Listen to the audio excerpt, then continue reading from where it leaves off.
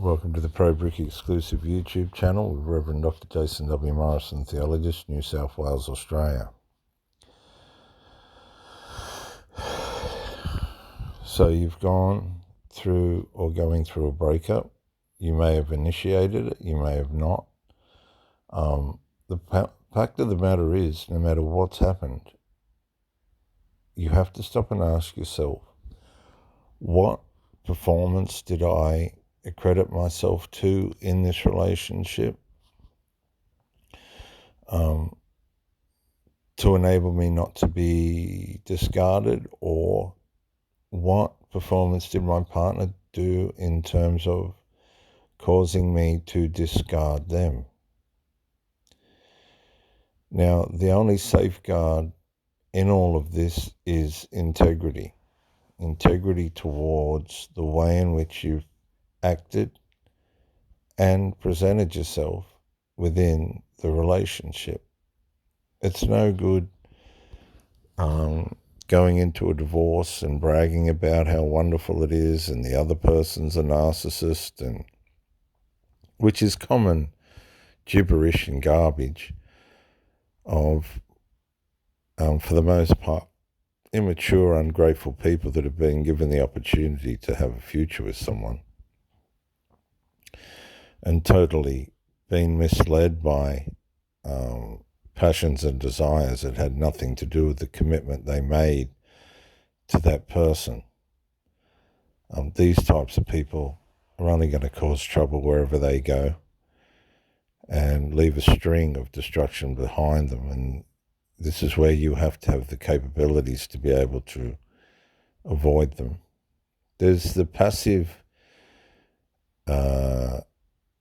destructive types as well that will just drift through life, not so much in a malicious way, but in such a passive, lazy way. They don't accomplish anything either, and they drive people around the bend and end up in a mishmash of nothing as well. Then you've got the people that are on drugs and things, and leave them to themselves, because their life will circulate around the drug and substances. And so at the end of whatever's happened within the relationship, whatever the journey's been, that's between the two people, the good and the bad, you're got to make a judgment of yourself and do an appraisal of yourself on your performance within it. And you have to be honest with yourself. Did you perform the way that you should have, or were you unfair and negligent and undeserving of that relationship? Now, this is where the rubber hits the road, isn't it? This is where we really get down to the meat and potatoes of things. Because it's no good going to therapy and all this other stuff if you go in there just to kid yourself, just to try and find some justification for behavior that just wasn't up to standard or completely unacceptable. And unfortunately, today in modern society, this is where things are going wrong. People are coming into other people's lives. They're presenting themselves as something that they're not. They're involving themselves with people that they ought not. It's no good going into a relationship with all good intention, knowing that you're not going to be able to function in it. And there's casualties everywhere. The secret to all of this is knowing yourself before you go in. You have to be able to be comfortable with yourself without having anybody else in your life. Because if things go bad, then you are already with yourself. You don't have to fall back on yourself. Your performance is relative to giving as you should, mentally, spiritually, emotionally, and physically. And you really, I mean, attachment's something that has to be addressed. because people automatically think they need to give their heart away in a way in which is completely unhealthy. I think love's, in a lot of ways, people don't even know what it is.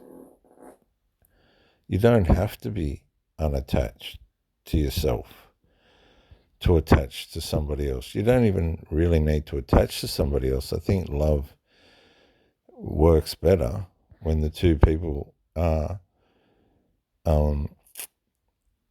healthy in their own skin, regardless of whether they got the other person or not.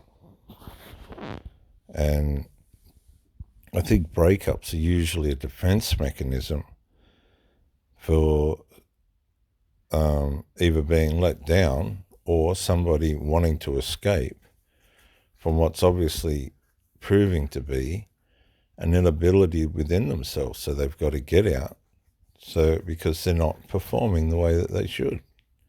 Some people will wing it and fake it till they make it, until they're exposed and the other person goes, I've just had enough of this, which is very sad as well, because it's all a matter of time. Life's made up of time, and you don't get that time again.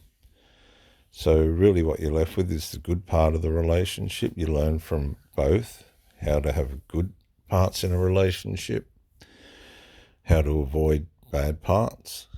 You grow from these things, and you go into the next relationship hopefully healed, hopefully knowing more of yourself and how to present yourself and be a better person. And hopefully the next one goes better than the last one. But there's no promises, is there? That's just how life is. And most people are good. Most people don't mean harm. I think most people are more harmful to themselves than anybody else. And you've just got to keep moving forward. But you can't move forward blind. I honestly believe, and this is my conclusion, that if you're medicated or on drugs or an alcoholic, there's a strong possibility that you should not be in a relationship. You should be getting rehab and help and presenting yourself in a relationship as just a whole person. Once you start bringing mind-altering things into, well, firstly yourself, and thinking you're going to be able to participate in a relationship in a full and wholesome way, there's really some serious lack in the psyche of that kind of mentality. I don't see, after 57 years, anything good that's ever come out of alcohol, weed, medications, not in the form of doctors' prescriptions and things used right. Any mind-altering substances or things like this, I've never seen any good come out of it. I've also never seen any good come out of people that haven't examined themselves in a way in which they've taken out any dark triad characteristics within themselves. And the problem is in modern society, these dark triad traits that are in a lot of ways instinctive in humanity have less accountability now. They're not anybody, you're not allowed to confront things with any discipline, with any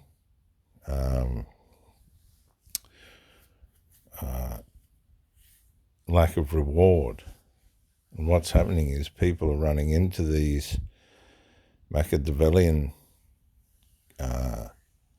chameleonized people, the relationship starting, and then the chameleon loses his camouflage or she loses her camouflage.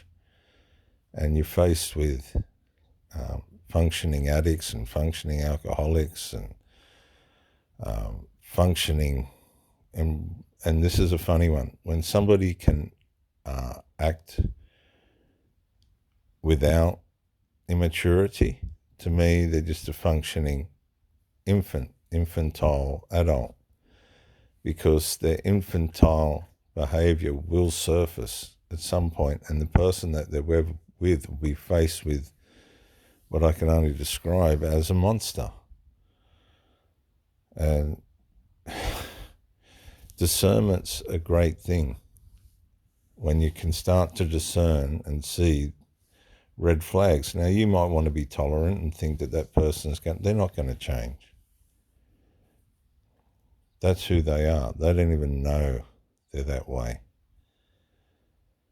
And they say blood's thicker than water. Well, a person, not very many people are unfaithful to themselves, as it were. Not many people realize their greatest enemy is themselves. That everything starts and ends with how you perceive yourself. And the perception of yourself has to be unbiased and brutally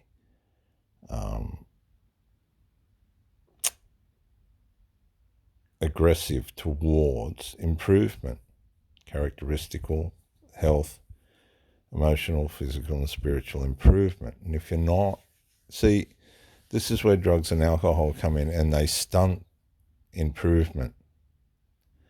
They're actually the opposite. Improvement's bringing credit to your life. Substances and things are putting your life in debit. And this is where a lot of these people miss it. And they rob themselves and others, people that are involved with them, horribly. This is Reverend Dr. Jason W. Morrison, theologist, New South Wales, Australia. Bye for now.